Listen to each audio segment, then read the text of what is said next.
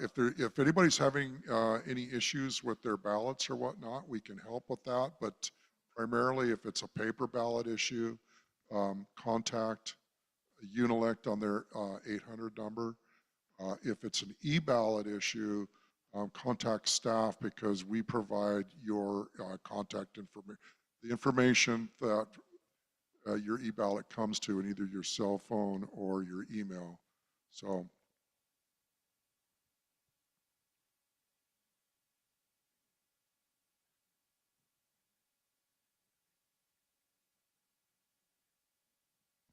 Okay, I've just been informed that there was a problem with multiple lot owners. I think there was a problem that they weren't able to use an e-ballot for each of their properties, and that has now been corrected. So if anybody's having a problem with that, thank you. Thank you for letting me know that. All right, so on behalf of the N&E Committee, thank you for being here. I'd like to introduce the candidates. Linda Bradley is here. Linda, maybe raise your hand. And Gene Maxner, and Joe Adams, and Sean Chaffee. So thank you again being here. Let's go ahead and start with opening statements. Linda, your opening statement. Good evening, everybody. It's nice seeing you here. My name is Linda Bradley. I have lived in Sudden Valley since 1996. I've been involved with various committees. I've served on the board in the past. I am the current secretary of the board. I've served and been the chair of the N&E committee for several years, which I really enjoyed. I almost enjoy that more than I enjoy serving on the board, actually. My daughter and her husband live here in the valley, and my son and his wife and my grandson live on Maui. I used to go once a year, now I'm trying to go oftener. I enjoy living in the valley very much. I'm a widow and I live all by myself with my 3 cats. And we're just happy, and I'm happy to be here and serve again on the board if I'm elected.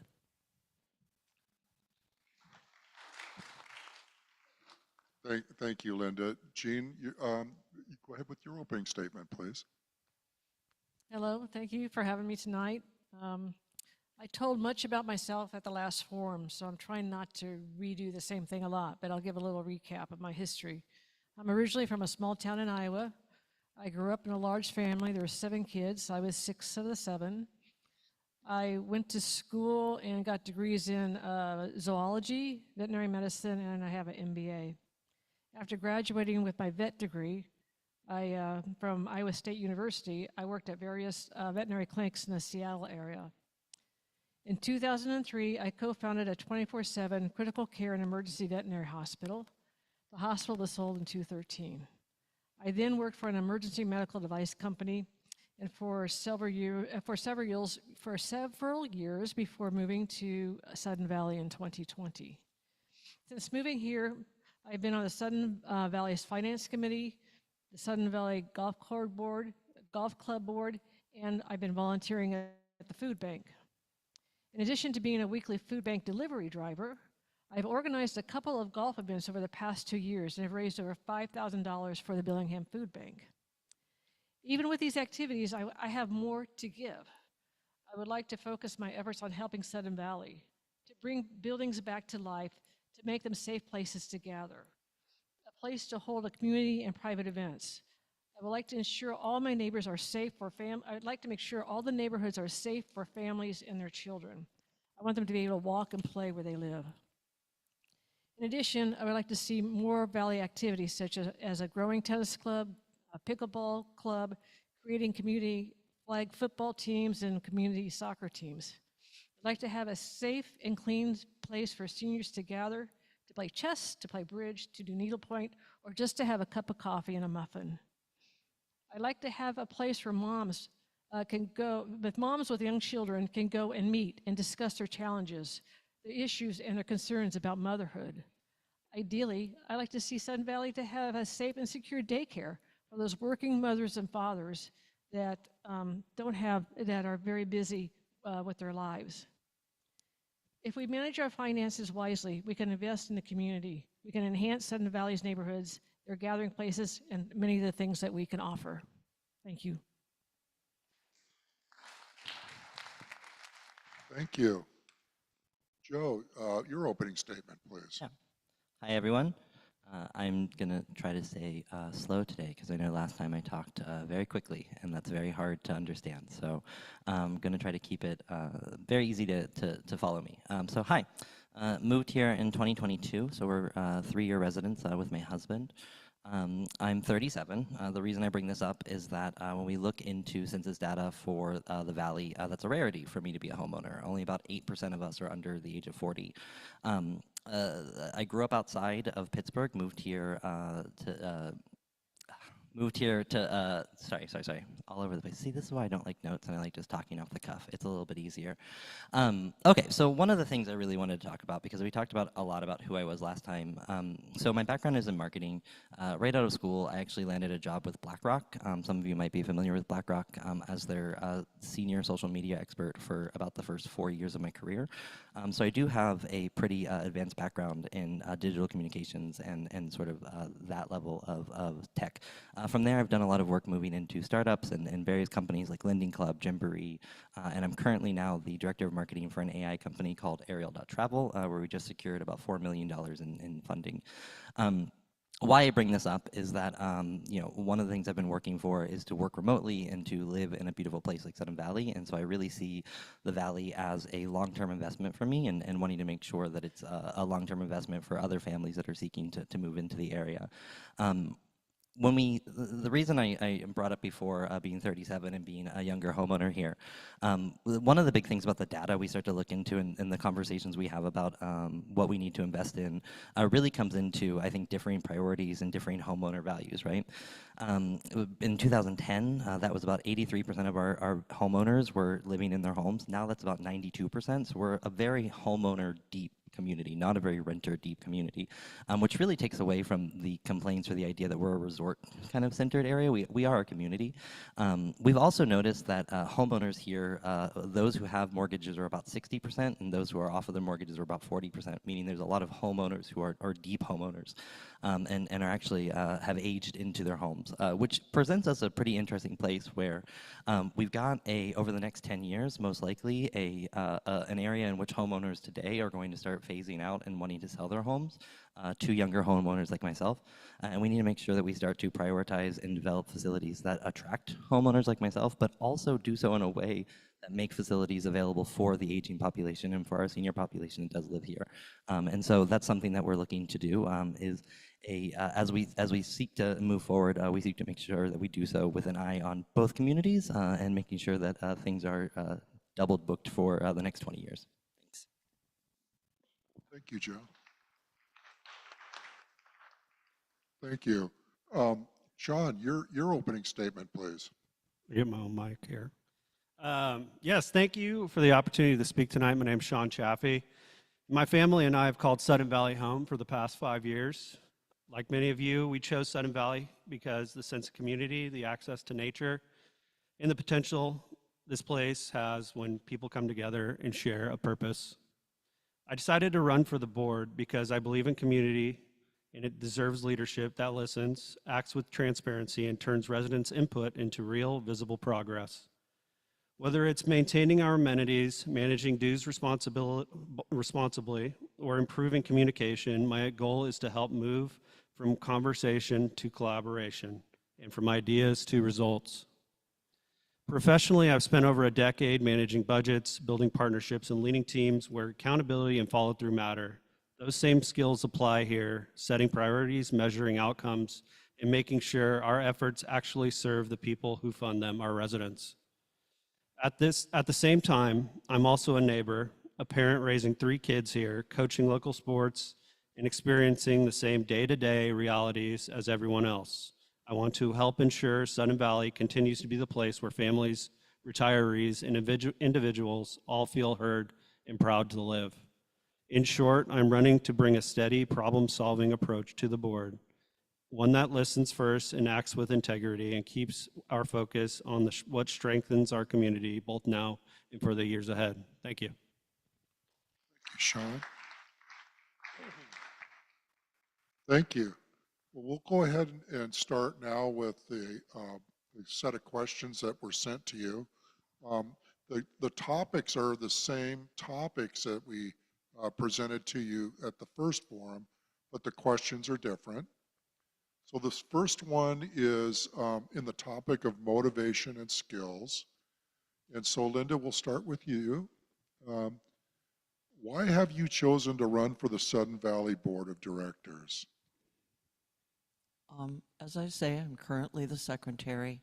I've served on various boards, many of them as the chair of N&E, but I've noticed over that time that sometimes when boards change, there will, in November, which we will, current projects that are underway get either dropped or just they never get brought to what I would call a conclusion for the community.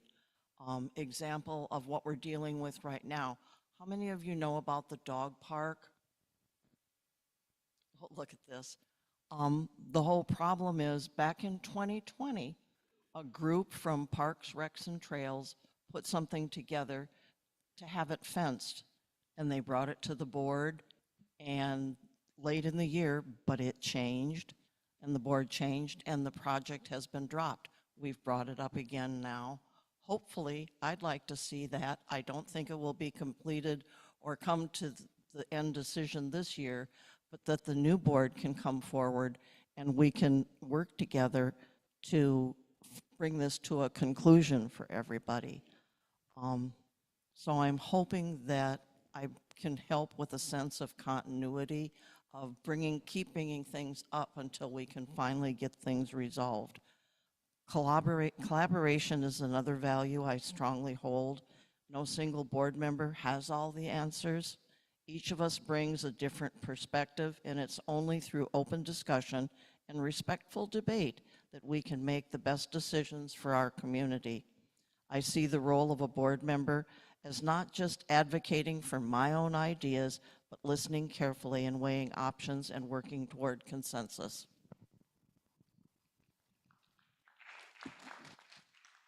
Thank you, Linda. Jean, same question to you. Okay, so the motivation I have for why I chose to run for the board is I want to work with the residents and want to help the board solve problems. Like most, if not all, the Sudden board member candidates right here, I want to find ways to maintain the valley's natural beauty and improve the amenities. I want to create a safe and comfortable places for kids and families, for seniors, and for all type of people. I want to provide areas where children can play and adults can gather. I want to help create a place where discord is minimal, where people can discuss issues respectfully and agree on reasonable actions. The skills I have, I ran a business for 10 years. I grew the business from infancy through rapid growth, rapid decline because of the recession in 2008, 2009, recovery, growth, and sale. I learned a tremendous amount about finances, operations, communications, and strategic planning. I created budgets, I reviewed the P&L, the balance sheet, the cash flow weekly, and reported on the state of the business monthly. I consulted with a finance manager and accountant on a regular basis. I ensured that we had the necessary equipment and the medicine and the materials to run a 24/7 critical care hospital so that the patients were always cared for, even in the dead of winter, even on Christmas and Christmas Eve. Communication was constant, whether it be a client who was receiving frequent patient updates, a veterinarian I wanted to hire, an operations manager who was ordering oxygen, or a finance manager who was asking about the bills. My partner and I had weekly meetings to discuss the state and the direction of the business. We also had strategic planning sessions with an advisory board every 6 months. So my skills that I will bring include finance, operations, communications, and strategic planning. Thank you. Thank you. Joe, the same question to you. So I think a unifying characteristic among everyone up here is that one of the main reasons that anyone runs to the board, it's really the primary possible way to have an impact on our community, right? If you look at the way that our bylaws are structured, if you look at our rules and covenants, really at the end of the day, it's the board that sort of sets the tone and the direction of where we're going. And so whether or not you disagree or agree with where the board is headed, the only way that you can ever have a say in that conversation is to be a board member, right? And I think that there's also an obligation here in which there is a level of transparency and communication with the homeowners that should exist and needs to exist. And one of the things that sort of has struck me, and one of the reasons I'm motivated to run, was really around the communications committee within the board. So the current board moved to remove the communications committee or not have it as one of the standard committees as needed. And that, for reasons, as they are, I think was a big disservice. I think that a lot of the issues we're seeing today are mostly around communication, are mostly around how we've rolled out communication around budget, how we've handled sort of accessing the information from our residents, holding listening groups, holding whatnot. And what's vital is that even in the long-range planning committee's bylaws, it clearly states that the communication committee needs to work with the long-range planning committee to communicate on the directions and plans that they're proposing. With no communications committee, you can't really communicate those plans, can you? And so, that's a major issue where I was like, well, we gotta fix that. And so that's really what motivated me. So, with my background being in communications and having some strategic operations and finance skills, knowing those are the primary issues of the board, I saw it as an opportunity to come in, modernize communications, get our website up and running, and really help residents feel like they understand what's going on, so that the board then can be informed and make the right decisions for them. Thank you very much. Thank you, Joe. Sean, same question to you. Yeah, so I chose to run because I care deeply about the community, obviously, like everyone else up on the panel here. My family and I put down roots here 5 years ago, and we want Sun Valley to remain the place where families, retirees, and individuals feel proud to live. What motivates me the most is finding a solution to the challenges we face. Joe brought up a few of those just now. And making sure those solutions reflect what residents actually want to see prioritized. Whether it's improving amenities, managing dues responsibly, or creating more opportunities for neighbors to connect, I believe the board's focus should always be turning community input into actionable items. Professionally, I've spent over a decade managing large budgets, driving growth, and building partnerships. Those experiences combined with my perspective as a parent and the 3 kids I raise here give me both the practical skills and personal motivation to serve effectively. At the end of the day, I want to bring a problem-solving approach to the board, listen to the residents, and set clear priorities, and put resources behind the projects that will strengthen the Sun Valley today and for years to come. Thank you. Thank you, Sean. Okay, so the next question we'll be starting with Jean, and this question is under the topic of community issues and priorities. And so the question is, how would you balance differing priorities within the community when deciding on solutions? Well, I first say, wow, I think this is one of the hardest challenges for board members who run such a large community. The number of priorities are as many as the voting households, I'm sure. Unless there's critical or urgent, I think the priority should be a community need or want. It must be affordable, meaning able to pay for it at a reasonable way at a reasonable cost to the community. Not no cost, but at a reasonable cost. Lastly, the priorities must be doable. Now, when I think of priorities, I think of 2 buckets. I think of short-term and long-term priorities. And I think you can address each of those a little differently. So when I think of short-term, I think of something like neighborhood needs a speed bump. I don't know how long it takes to get a speed bump when it's been requested, but seems like that should be able to be reviewed and put in place if it's needed. So something like that. But how do we know if the neighborhood needs a speed bump? So I think there's a number of different ways you can go to try to get information from the community. One would be to have a think tank or a focus group where we have members from all over the community in the different neighborhoods, different age groups, different professions, get together once a quarter, once every 6 months, and talk about what their needs and issues are. And then somehow bring that to the board. So the boards are aware of what people really need and really want in the community. The other way, I think, and I agree with Joel here, where we need to have more communication. So how do we outreach with the residents about it, not just in a group, but how can they easily give feedback? And one of them would be to, call the residents with a set of questions and ask them, or post a list of questions on the Facebook page, or send a series of e-blast questions. But you have to make the questions easy to answer, and they need to be done by professionals so that there's no bias in the questions. So the goal of this focus group and the questions would be to understand the short-term priorities, easy and doable objectives. The next one is stuff that's already our surveys, a big survey, which I know has already been done in the past, but only to do the survey every 7 to 5 years. It should be all-encompassing, and again, it should be done by professionals who know how to ask questions. Now, I say every 5 to 7 years because, as Linda said, boards turn over a lot. And to get any momentum, they've got to have some sort of runway to research it, plan it, and implement it. So the survey, if you're doing it every year, you're not gonna be able to implement it. So I think the success will depend on Sudden Valley residents. We need more residents to come forward. We need more residents to voice their opinions, and we need a way to collect it. And I think we have that. We'll be able to set our priorities. Thank you. Thank you, Jean. Okay, Joe, the same question to you.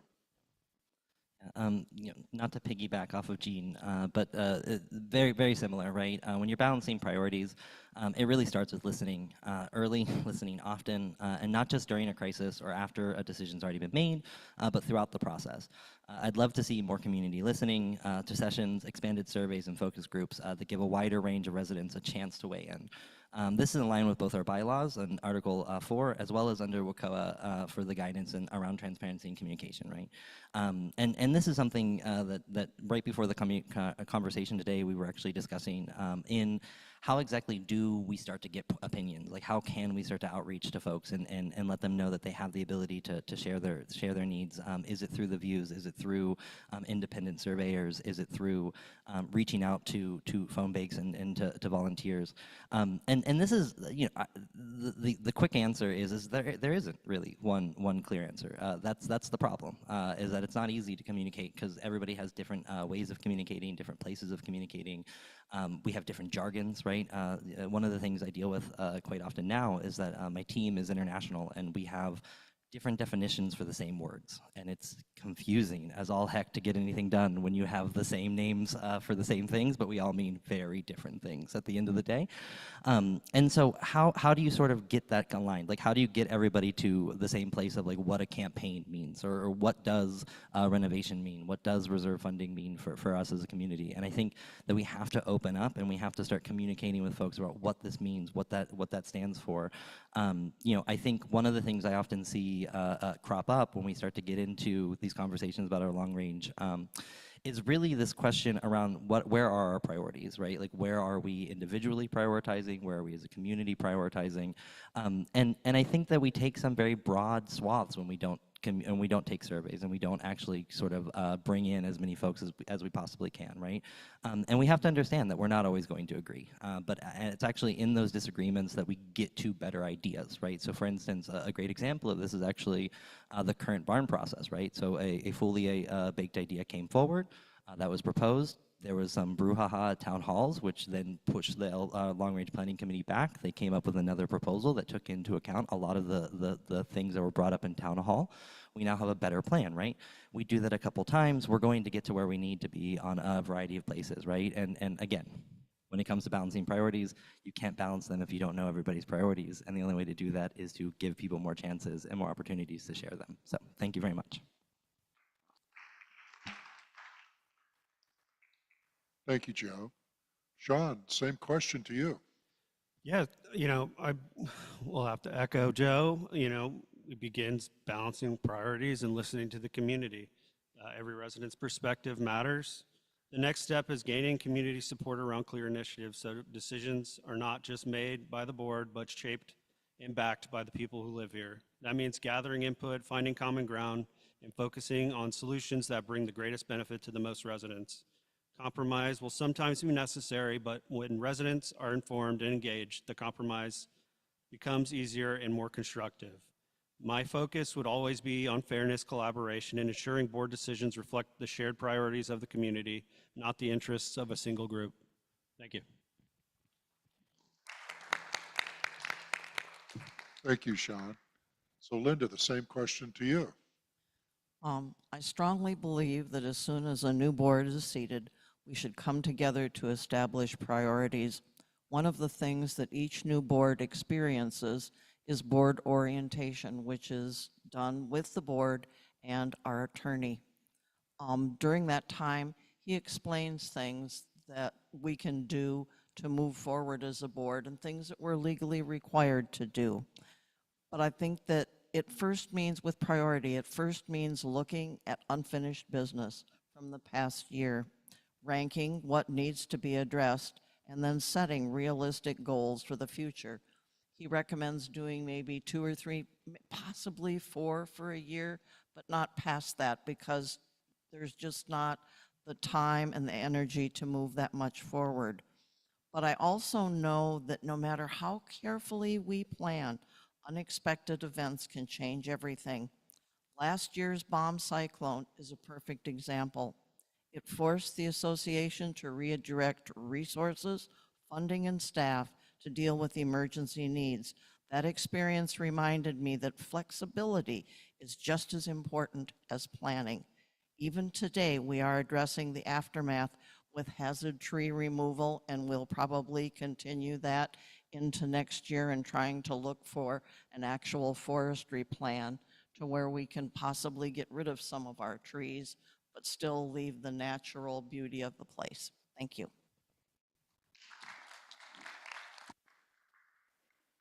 Thank you, Linda. Okay, so then we're going to our next question, and we'll be starting with Joe. And this question is in the topic of teamwork and conflict resolution. So, Joe, would you tell us about a time you were part of a well-functioning team? What were some of the attributes of that team, and how did you contribute to those attributes? Yeah, so one of the strongest teams I've worked on was actually at the job I was at prior to this, Wish.com. You guys may or may not be familiar with them.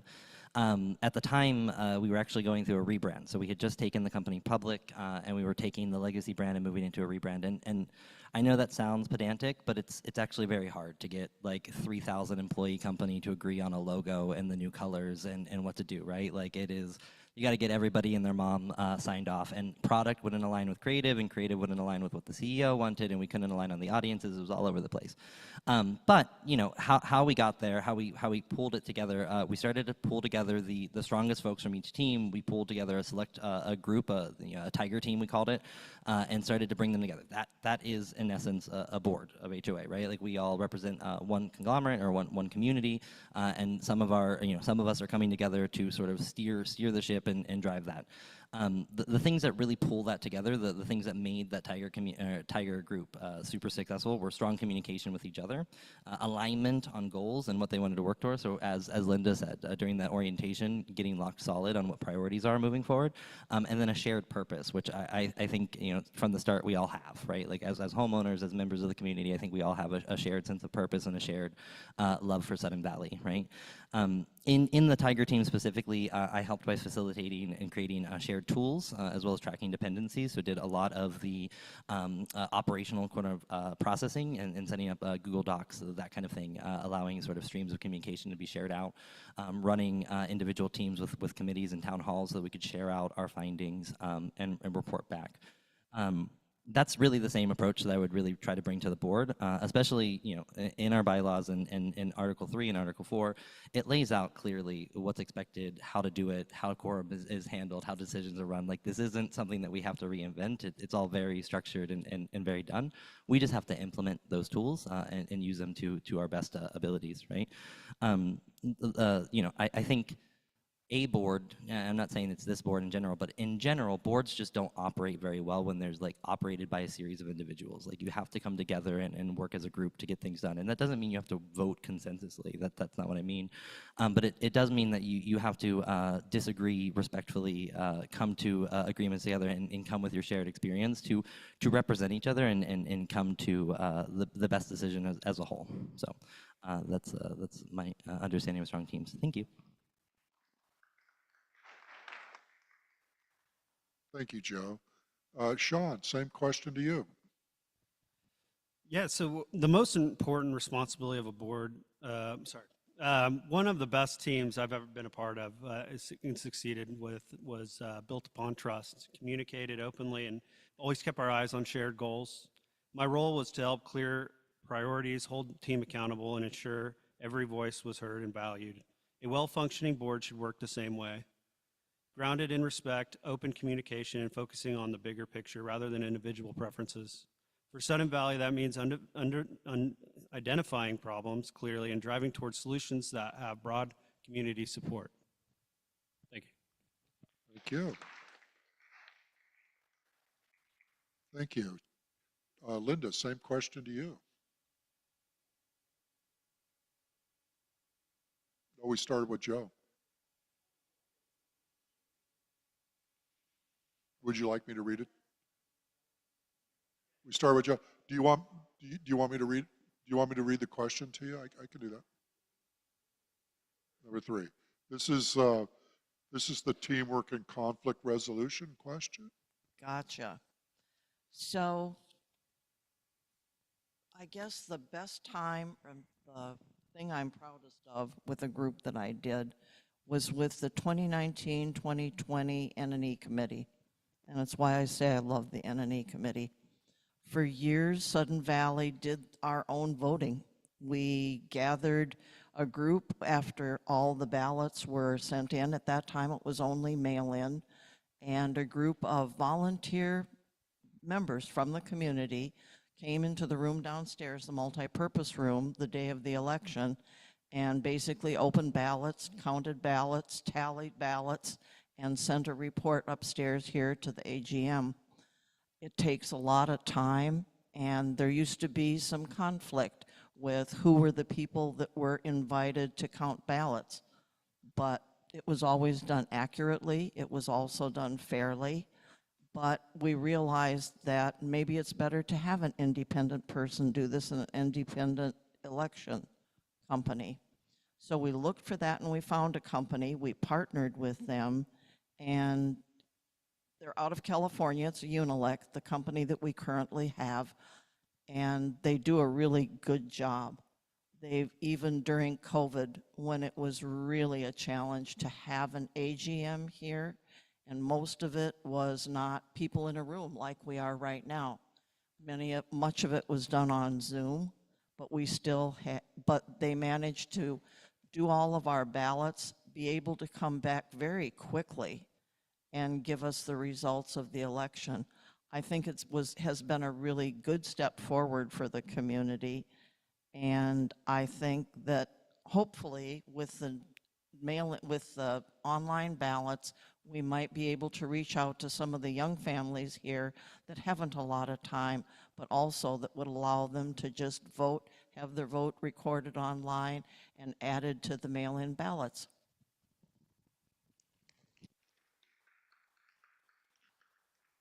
Thank you, Linda. Jean, the same question to you.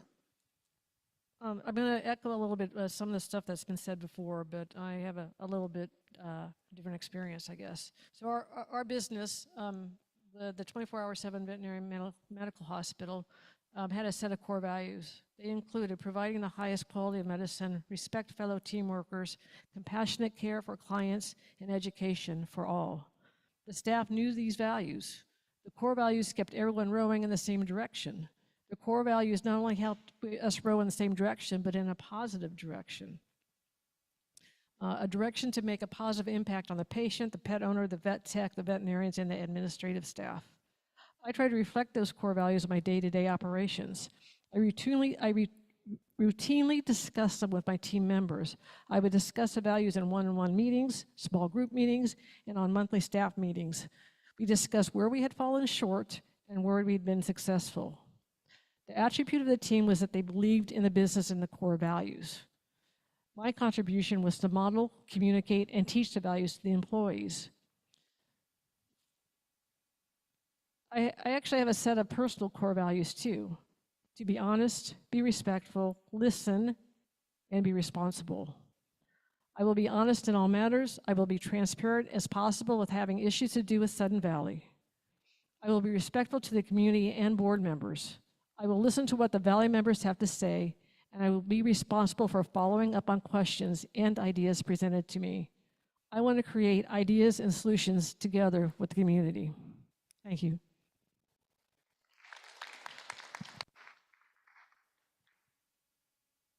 Thank you.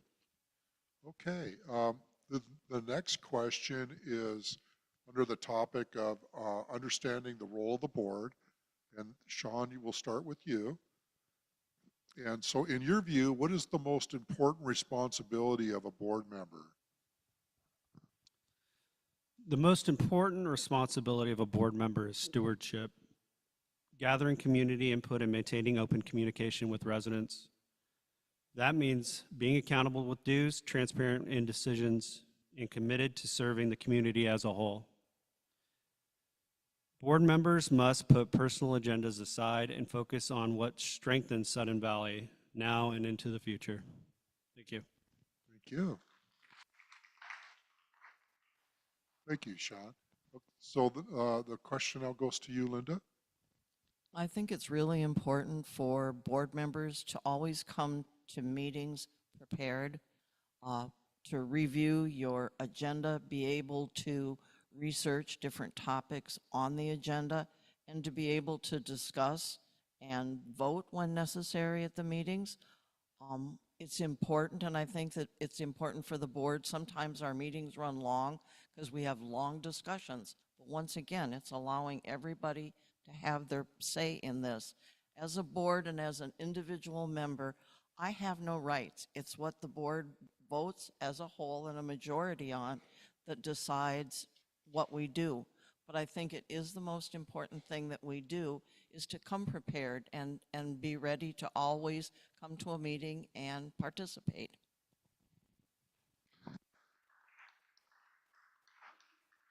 Thank you.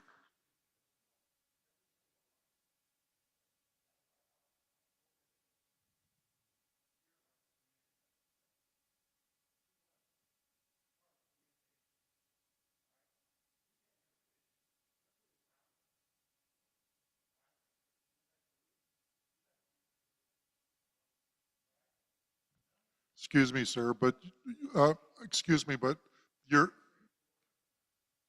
sir, you're out. You'll have an opportunity to ask your questions during the meet and greet in a couple weeks. But thank you for being here. I'm sorry, I got Jean, or yes, please go ahead, Nancy. Go continue. So I'm sorry for the interruption. It's okay. I'll just repeat the question too. Understanding the role of the board. In your view, what is the most important responsibility of a board member? As I mentioned before, it is important to listen to the community, communicate, follow up on questions, issues, ideas, and solutions.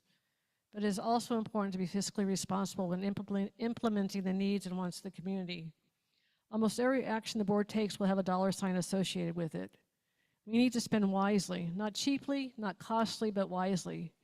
This means having a clear understanding of what is needed, how it will be used now, and how it will be used in the future, how to maximize what we're getting.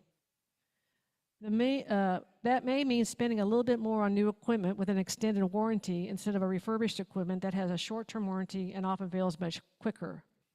It might mean spending a little bit more money on a building to make it safer, more functional, more versatile, so we can get more use out of the building. Let's maximize the money we are spending. I want people to think about the tennis courts that were just resurfaced. Sudden Valley could have striped those courts all white in one configuration, right? So 3 nets, same configuration. But the board decided to spend a little bit more money, get a second configuration, and use yellow paint. That little bit more money made those courts much more usable. And throughout the summer, I have seen people on there almost every day playing pickleball or tennis, and sometimes both. So this is a very simple example of getting a bigger bang for the buck. A little bit more money was spent to maximize the potential, getting something of a better quality that will last longer and will have more functionality and more flexibility for the community. And that's what I'm hoping to do.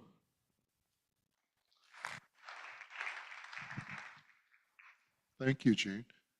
Joe, same question to you. Wrapping up for round 4, to me the most important responsibility is fiduciary duty, acting in good faith, staying informed, and making decisions that serve the entire membership. That's not just a value, though, or something I believe in. It's a legal obligation, as outlined by Article 5 of our bylaws and RCW 64.90.440 of WCOA. So, I mean, this is a big. It's not just I believe in fiduciary duty. It is our jobs as board members to represent and have fiduciary duty, and that often means something different than just representing or being like the town representatives or judgments. Like fiduciary duty has a lot of baggage that comes with it. It comes with legal statutes, it comes with laws, it comes with, as Linda mentioned, an attorney that tells you what we can and can't do when we first start, right? Which is, I think, something that when you come to town halls, when you come with complaints, you might not necessarily always understand, or you might not always understand why the board isn't acting as quickly on some complaints or acting as quickly on needs that you might be bringing to them. And a lot of it comes from those fiduciary duties and what we legally have to do and what we legally can do. And that's a major part of it. And I think, circling back into the communication, it's a piece of this is making sure people understand that, right? And is making sure that we bring folks along and that we communicate those things with us. Yes, we have a duty for this. Yes, it's boring.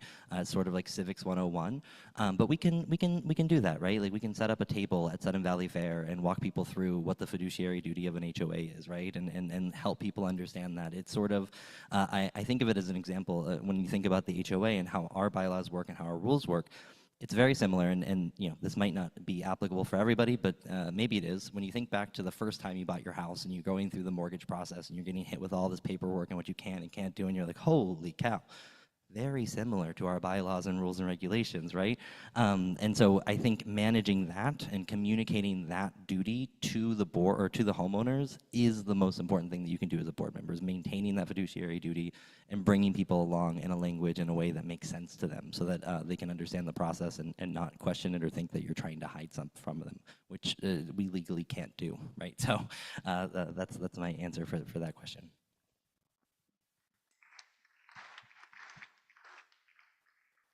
Thank you, Joe.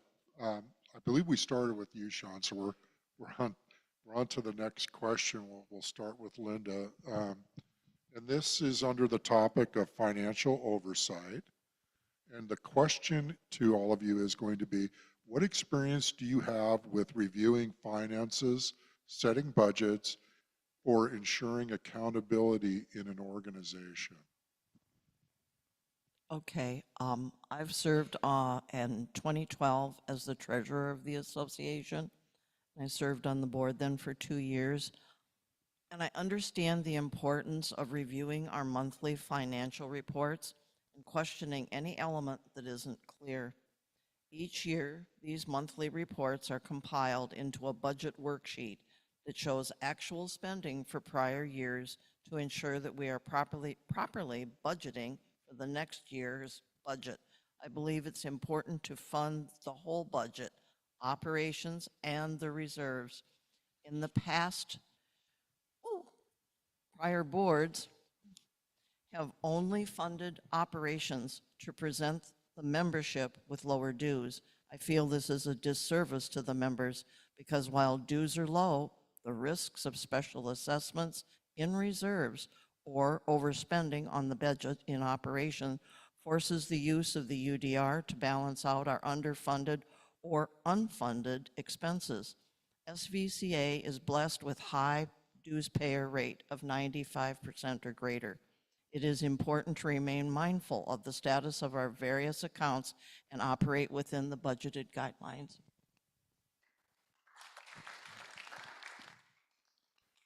Thank you, Linda. Jean, the same question to you. Okay, I'm going back to the history of my business, which I kind of mentioned already, but maybe a little more detail here. So my veterinary business started with a small cash investment and a small business loan. We had started with 8 employees and just 4,000 square feet in 2003. In 4 years, we had 50 employees and 10,000 square feet.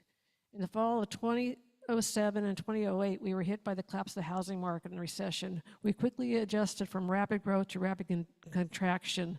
This was a very difficult time. At the end of 2009, we projected the economy would turn around, and we wanted to be ready for the resurgence. We expanded to a second location to be poised to turn around.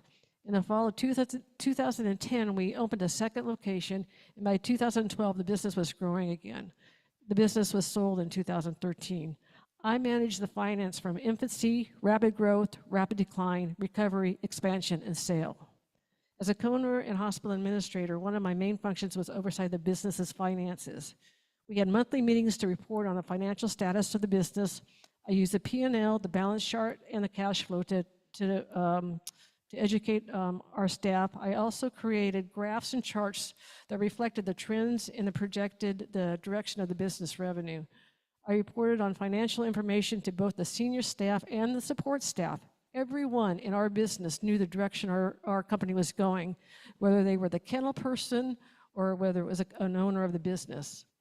I ensured accountability by meeting weekly with our financial manager and monthly with our accountants. I reviewed our books daily. I helped to establish and implement financial checks and balances. I helped to streamline the system for prompt monthly reporting and record keeping. So that was during that business. And once I sold the business, I got my MBA and I worked as a financial manager for an emerging medical device company. And I was able to set up the books for that company, and I managed its finance and its federal grants. Thank you. Thank you. Okay, Joe, the same question to you.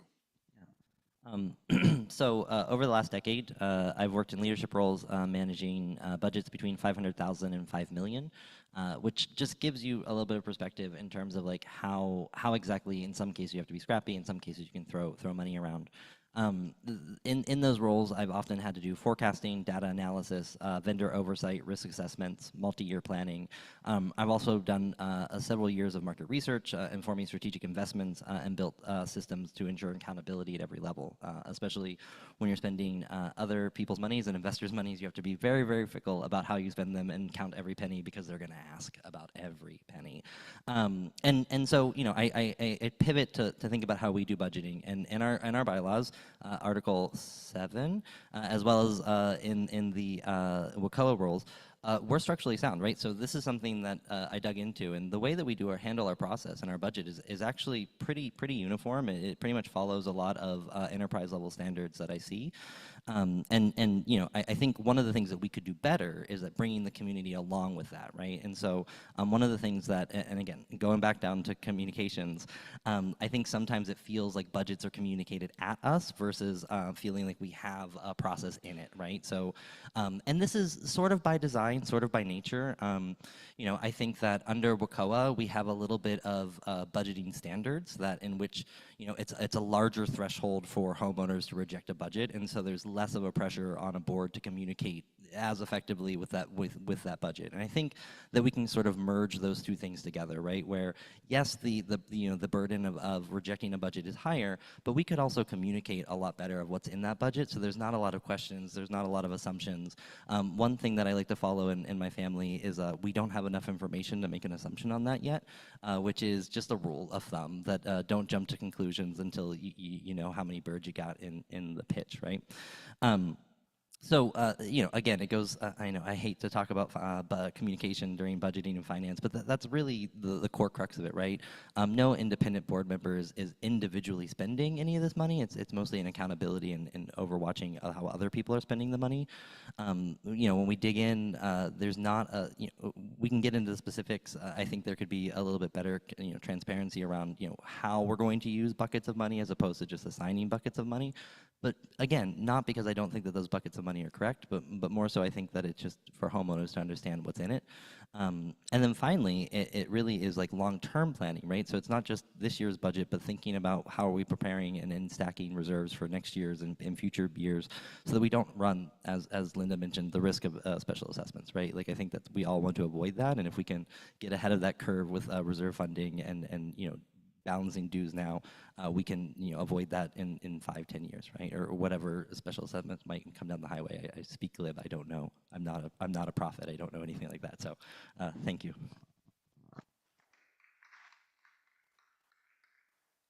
Thank you, Joe. Sean, the same question to you. In my career, I've managed large budgets, built growth plans, negotiated with multi-million-dollar distributor networks and international importers. That work required careful financial review, tough decisions about where to allocate budgets and accountability to both leadership and our partners. I would bring the same discipline to the HOA, eliminating waste, focus on value, and ensuring every dollar directly benefits its residents. Thank you. Thank you. Okay, this is the last question that the committee prepared, and we'll be starting with Jean. And this topic is in regard to the Washington Uniform Common Interest Ownership Act. There's a mouthful, WCIA. And the question is, this state law for homeowners associations takes effect in January of 2028. What actions should Sudden Valley be doing to prepare for the upcoming changes in regard to this state law?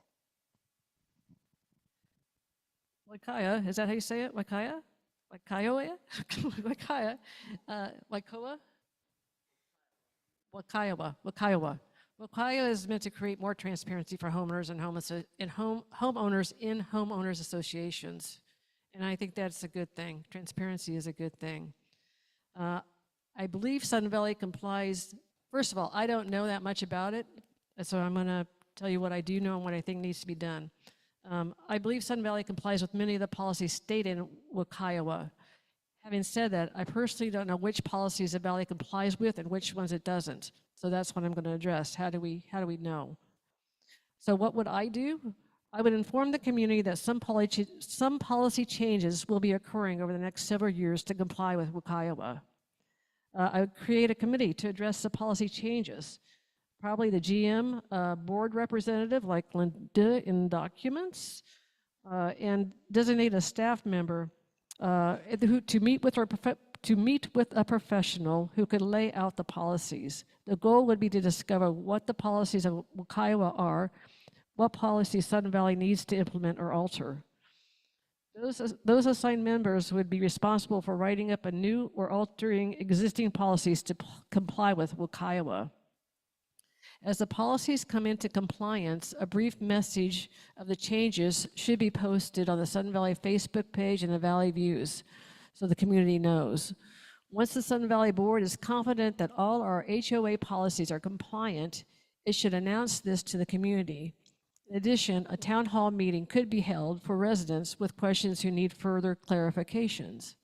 The goal would be to have a key personnel involved with addressing the policies to inform the residents why the policy changes are being made and give the residents the ability to ask questions and get information.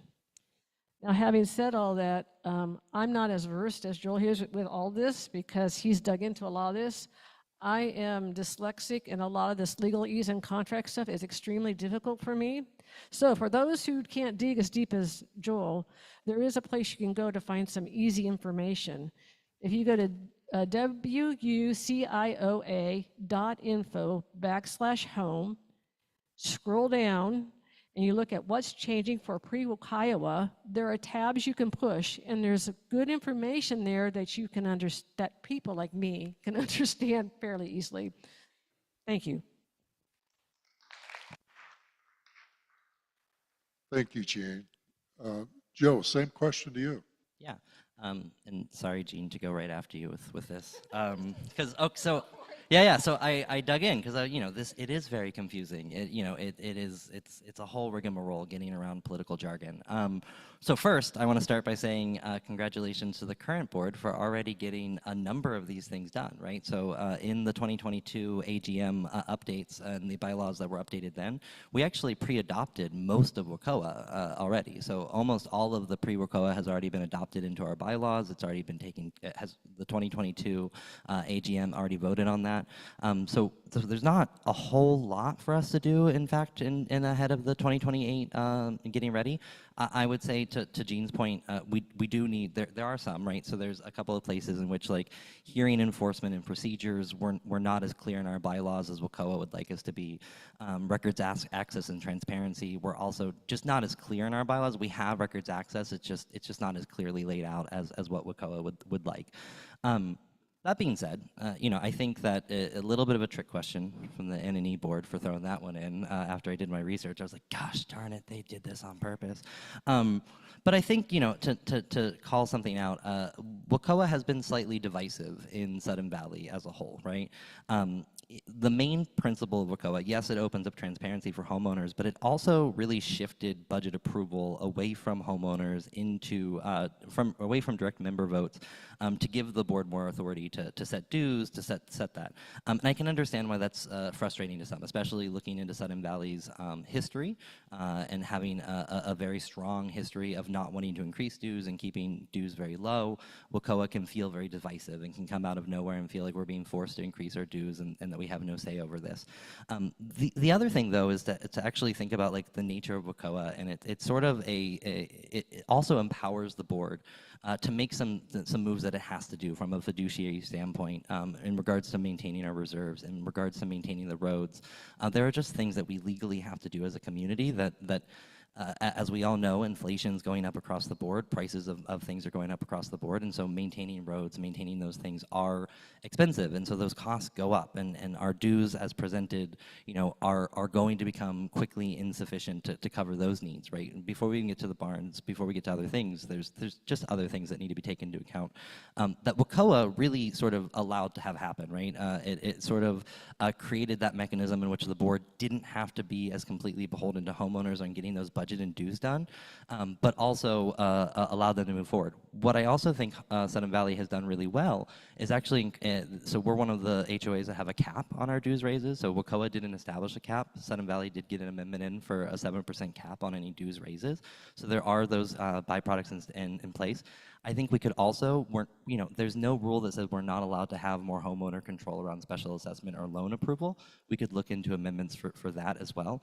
But otherwise, in terms of what we need to do for preparation for the 2028 deadline, not much. It's already here. It's already pretty much baked into our bylaws.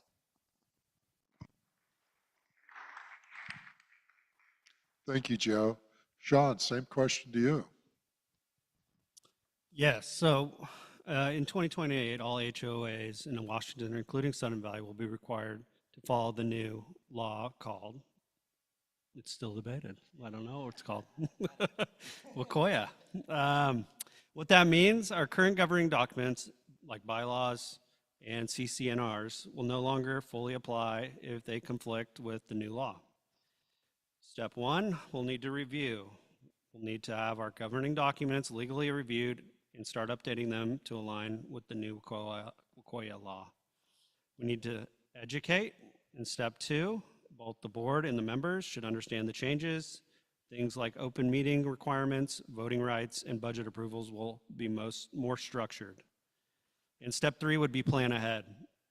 This transition will take legal work, board training, and clear communication with members. We should also budget now for those costs if there are any. In short, review, educate, and plan ahead so Sudden Valley is ready for 2028 instead of scrambling when laws take effect in 2028. Thank you. Thank you, Sean. Thank you. Linda, same question to you. Ooh, the dragon in the woods. There was a court case here that was called Casey versus Sudden Valley, and it had to do with the fact that in 1995, we first had to vote on budgets per the law, and the law said that it would take a majority of all of the owners to not approve the budget, but it's the first time we started voting on budgets. Up until then, Sudden Valley only voted on dues. So anyway, that's a little past history. But recent Senate bills have affected the timing and the implementation of Wakaiowa. In 2024 and again this year, portions of Wakaiowa have been slated to go into effect before the 2028 deadline. In 2026, there are changes that will affect several operational elements, as well as require changes that that will be the bylaws, but also our restrictive covenants. Next year, it would be wise to have document review look for several individuals who have time to look at the bylaws and covenants and begin identifying those sections of each that will need to be amended. Our law firm is also assisting in identifying the portions we need to amend. In fact, we had a meeting this year regarding the changes that we will need to implement in 2026. Given the recent Senate bills requiring advanced changes, I fully expect we may well see another Senate bill requiring more advanced modifications to our governing documents that will take effect in 2027. While I understand the philosophy behind the change in the law, it creates an overwhelming responsibility to ensure that all alterations are not only implemented, but also amended into our actual documents.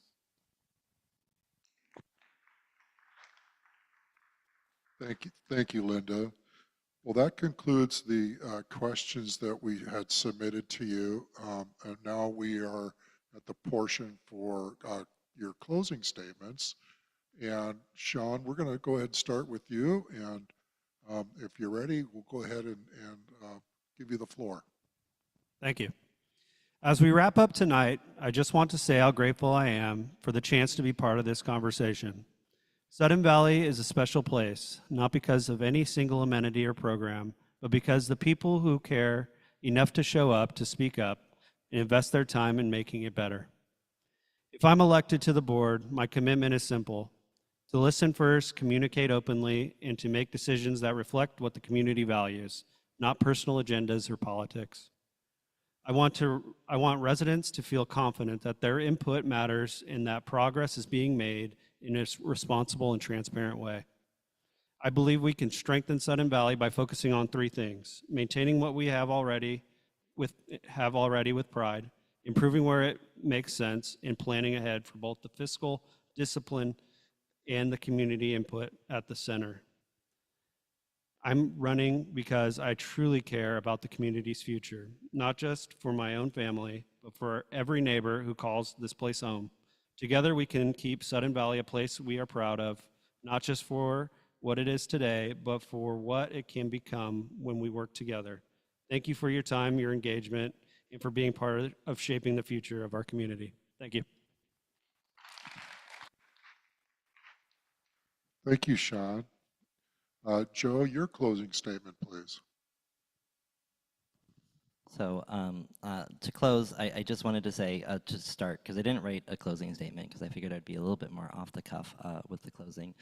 First, I wanted to acknowledge I'm not normally as poindextery with data. This is actually just feedback from the last time I was here where someone said to please make sure that I had a good understanding of our bylaws. And yes, I have a very good understanding of our bylaws now. It's now a hyper-focus, the joy of being an autistic adult. Okay, so that being said, one of the reasons I encourage you guys to vote for me is that I believe a board is the sum of its parts, right? So while everyone up here is a great candidate, and I would say vote for all of us, we only have 3 to choose from. One of the biggest pressing problems I think we face currently, and there's a lot of financial, we are available to those, is that we're not communicating any of it very well with our homeowners, right? And I think that there's a clear communication gap that needs to be addressed, either from how we handle our website, how we handle sharing out, how we handle gathering feedback, what have you. And that's something that I really want to focus on with my term and bring to the board is, one, representing and collectively bringing together the feedback of our homeowners and giving everyone an opportunity to share that feedback. But then also leveraging my deep communication skills to empower the board and make sure that we're set up for success moving forward, so we can communicate these changes and we can communicate more effectively. As Linda said and as others have echoed, with changes that are coming from WCOA and others, I think getting ahead of the dragon in the woods and communicating about what's coming makes it less of a dragon and more of a unicorn maybe, or a camel, or something less scary, a gardener snake, I guess. That's more common for Western Washington, or yeah, Western Washington. Thanks. Yeah, Joe Adams. See you next time. Thank you, Joe. Jean, your closing statement. Thank you. First of all, I want to apologize. I didn't mean to put you on the spot. So I think I admire how much you can comprehend more than I can. So very good. So very good. Thank you. So anyway, I think that some of this, like any of these candidates up here would be great for the board. So I asked myself, why am I here? There are 3,000 households, all with different opinions and priorities. Why am I doing this? The board changes every 2 to 3 years, and so it's difficult to accomplish any priorities. Why am I doing this? For too many years, too little has been invested.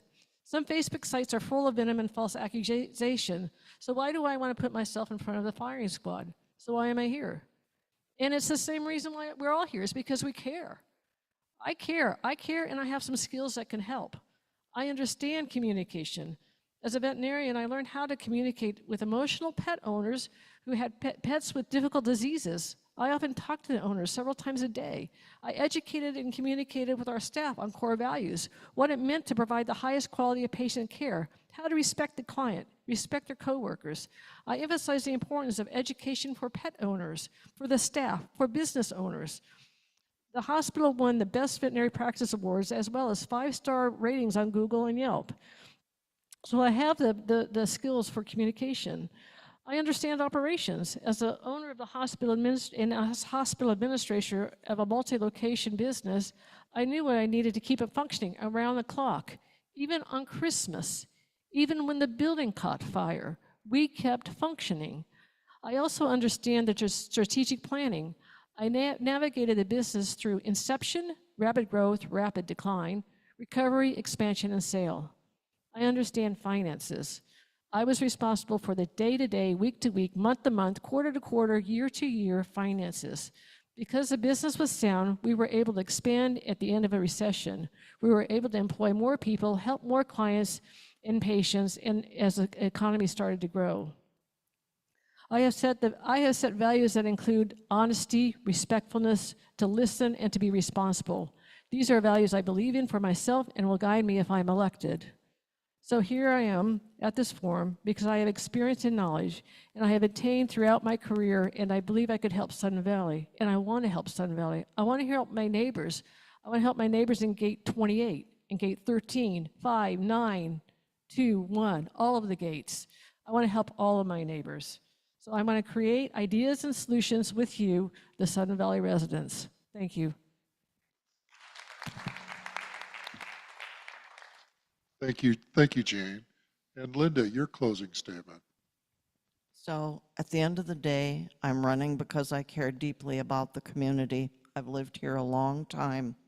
I want to bring steadiness, transparency, and teamwork to the board. And I want to make sure that the work that we've started doesn't get lost, that we set clear and realistic goals, and that we remain flexible enough to handle whatever challenges come our way. I did a cautionary tale at the first meeting, and I would repeat it again. It takes broad shoulders to be a board member, because no matter how well you try to get a consensus and you do stuff, people will feel that you've done something wrong, and it just takes broad shoulders and time that you can just say, okay, I've looked at this, and you just move on. But once again, I'm here because I'm willing to run, and I think that I can really be an asset to the board. I thank you for your time, and I look forward to the meet and greet coming up where you all can ask us questions if you have, and we can answer them. Thank you for coming. Thank you, Linda. Thank you. Would you all just join me in thanking all of the candidates we appreciate you being here. A couple things, just kind of closing out some information for you, as Linda shared. The final event that the NNE has got set up is the meet and greet, which will be here on Sunday, October 26th at 3 o'clock. And all of you are here because you care and you're interested. And I'm sure all of us have different things, items that we would like to talk to the candidates about. And that is your opportunity to spend some time asking those questions. So we'll have a placing for each of the candidates here, and you'll have an opportunity to ask those questions. Also want to thank the NE committee, and Michael Wadsworth is here. Michael, if you could just kind of maybe raise your hand. He's holding on to paper right now. But anyway, thank you, Michael Wadsworth. And thank you, Jojine Koss is sitting in the back. And Don Jomtas is not feeling well. So thank you all, committee. I definitely also want to thank Spencer for all of his IT support and other members of the staff. So there are some refreshments still in the back. And if you have the ability, it would be wonderful if you could maybe help pull some chairs over. That way it's not all on Spencer to put everything away. So thank you all.